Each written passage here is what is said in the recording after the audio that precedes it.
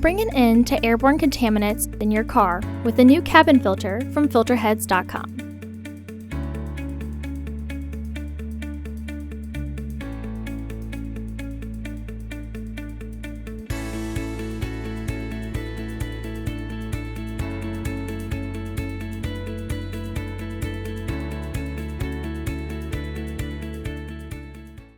The cabin filter is located on the passenger side of the vehicle, behind the glove box.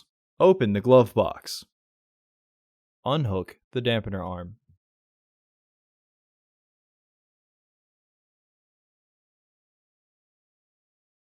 Push in on the sides of the glove box to release the stops and lower the glove box. Unclip both sides of the housing cover to remove it. Remove the old filter from the housing and clean out any debris inside. Insert your new AQ1102 filter into the housing, with its airflow indicating arrow pointing down.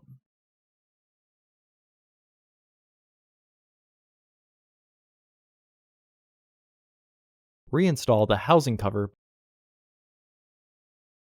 Reinstall the glove box assembly.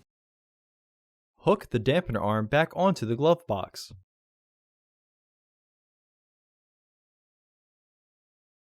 Close the glove box.